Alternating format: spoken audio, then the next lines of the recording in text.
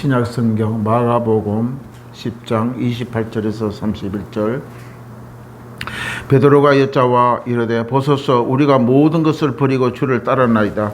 예수께서 이르시되 내가 진실로 너희에게 이르노니 나와 복음을 위하여 집이나 형제나 자매나 어머니나 아버지나 자식이나 전토를 벌인 자는 현세에 있어 집에 형제와 자매와 어머니와 자식과 전토를 100배나 받되 박해를 기마여 받고 내세에 영생을 받지 못할 자가 없느니라. 그러나 먼저 된 자가 나중되고 나중된 자가 먼저 될 자가 많으리라. 아멘. 오늘 말씀을 통하여 예수님을 따르는 우선순위의 믿음이라는 제목으로 함께 말씀을 나누도록 하겠습니다. 오늘 성경에 마가복음 10장에는 예수님의 길을 나가시는 데에 한 사람이 달려와 꿇어 앉아 예수님이 묻는 장면이 나옵니다. 이 사람은 영생에 매우 관심이 많은 청년이었다고 성경은 기록하고 있습니다. 그는 예수님께 이렇게 묻습니다. 선한 선생님이여, 내가 무엇을 하여야 영생을 얻으리까? 청년의 그 영생의 문제에 무한한 관심을 가지고 자기는 이 땅에 물질적으로 궁함이 없고 풍부에 넘치는 부자의 청년이었다는 것을 성경에 기록하고 있는 것입니다. 그러나 그런 사람, 가난한 사람이든지 부자의 사람이든지 인생의 종말을 항상 염두에 두고 살아가는 것입니다. 그래서 이 청년은 대한 자체가 자기의 어떤 행위를 가지고 분명히 내가 잘하고 잘 살고 선한 일을 하면은 영생을 얻을 수 있을 거라는 그런 생각을 가지고 있었던 청년인 것 같습니다. 그 어떤 행위를 가지고 다른 사람보다 뭔가 획기적으로 잘하면은 영생을 얻게 될 거라고 주관적인 생각에 가득 차 있는 청년입니다. 그러니까 영생을 어떤 것을 해서 얻을 거냐고 예수님의 질문을 하고 있는 것을 봅니다. 바로 이 영생은 어떤 것을 해서 얻는 것이 아니라는 것을 바로 예수님은 말씀하고 있습니다. 우리가 많은 세상 종교들은 천배를 하고 또 불교에서는 고행을 해서 다른 사람보다 특별히 일을 해냄으로써 영생을 얻는 것이라고 생각하고 살아가는 청년인 것 같습니다. 내가 무엇을 해야 영생을 얻을 수 있는가? 자기가 뭐든지 잘하면 영생을 얻는다고 생각하는 이 사고방식을 가지고 있는 청년입니다. 인간은 다 죄인입니다. 내가 무엇을 해야 영생을 얻을 수 있는 것이 아닙니다. 내가 선한 일을 많이 하고 좋은 행위를 했다 해서 영생이라는 것은 그렇게 주어지는 것이 아니라는 것입니다. 무엇을 해서 선한 일을 해서 영생을 얻을 육체가 없다고 성경은 말씀하고 있는 것입니다. 왜? 해 아래 모든 인간은 죄 아래 있던 자들입니다.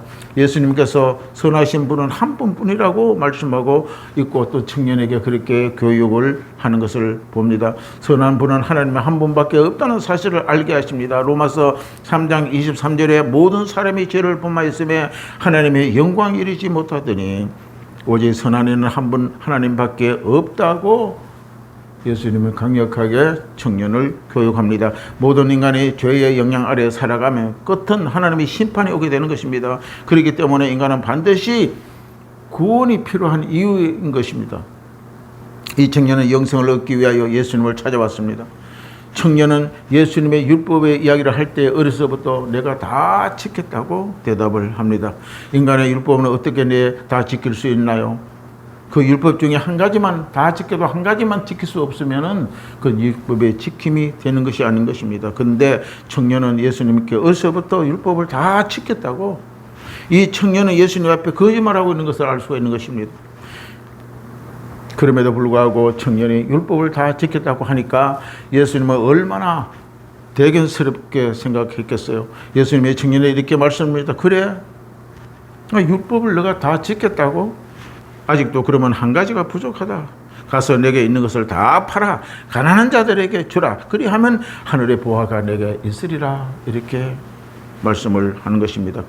구제하면 하늘 보화가 있다는 것입니다. 실제 성경에는 고넬로는 가정에 구제를 잘했다고 예수님이 아신 바 되었다고 말하고 있는 것입니다. 구약의 욥은 구절을 따라 이미 하나님을 알고 계신 것입니다. 이 구절은 하나님의 큰 은혜가 있음을 우리가 알 수 있습니다. 그러고 나서 나를 따르라. 그러나 이 청년은 어떻게 됐습니까? 슬픈 기색을 띠고 근심하여 갔다고 성경에 기록합니다. 사람이 마음에 문제가 있고 또 마음에 탐욕이 생기고 어분이 일어날 때는 얼굴 기색이 달라지는 것입니다. 바로 하나님 보실 때에 예수님이 청년을 보니까 얼굴에 슬픈 기색이 띠다고 이야기합니다. 마가복음 10장 23절에 예수께서 둘러보시고 제자들에게 이르시오. 재물이 있는 자나 하나님의 나라에 들어가기가 심히 어렵도다.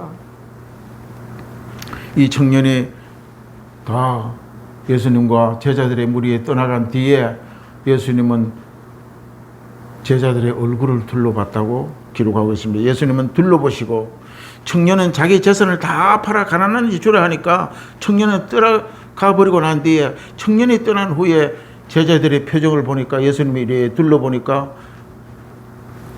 제자들의 표정도 굳어 있었다는 것입니다. 청년이 가버리고 난 뒤에 제자들은 누가 그러면 구원을 얻을 수 있을까? 자기들도 예수님을 따랐지만 근심에는 얼굴 표정이 나타나는 것을 볼 수가 있는 것입니다. 구원 얻기가 매우 어렵구나 하는 제자들의 눈치입니다. 그리고 부자들은 재물 때문에 하나님 나라 들어가는 게 심히 어렵다.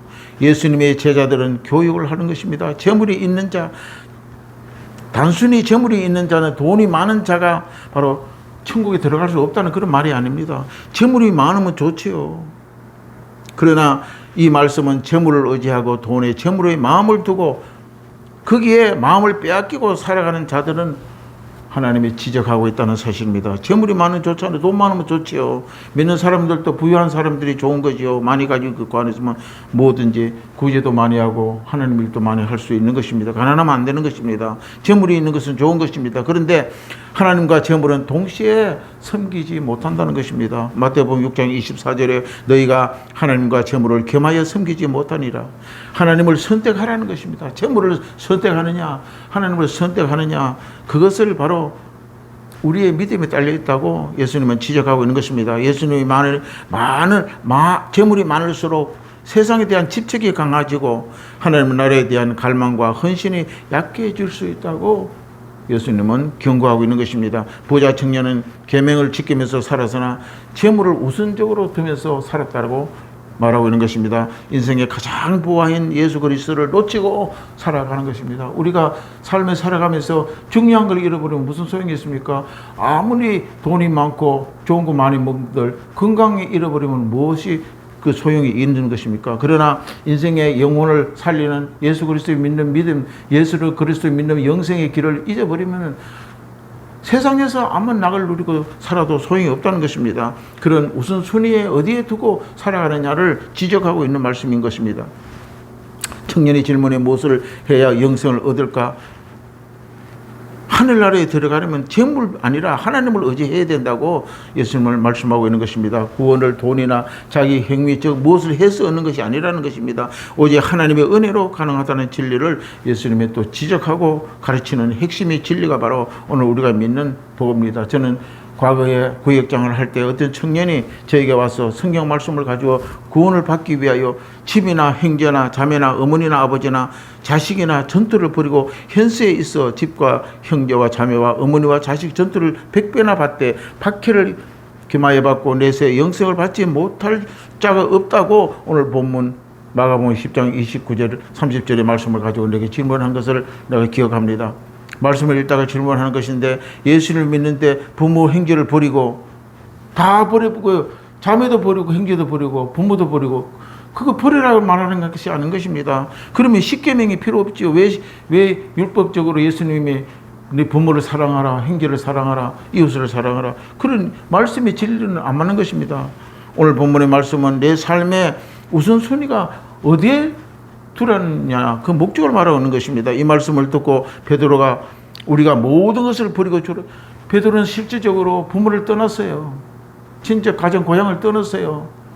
어부의 생활을 떠났어요. 예수님을 따랐다는 것입니다.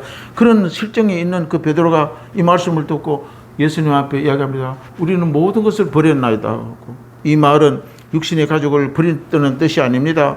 예수님 우리의 삶의 가장 먼저가 되었다는 것을 말씀하고 또는 명심해야 되는 강조의 말씀이라는 것을 우리가 깨달아야 되는 것입니다. 버린다는 말씀은 복음을 위하여 예수님이 가장 우선적으로 둔다나 선택한다는 말씀이 되는 것입니다. 우리는 이 진리를 잊지 말아야 되는 것입니다. 이 말씀을 풀어주니까 그 청년이 이해하고 신앙생활을 잘하는 것을 보았습니다. 우리는 예수를 믿고 나갈 때 가족과 신앙이 충돌할 때가 있습니다.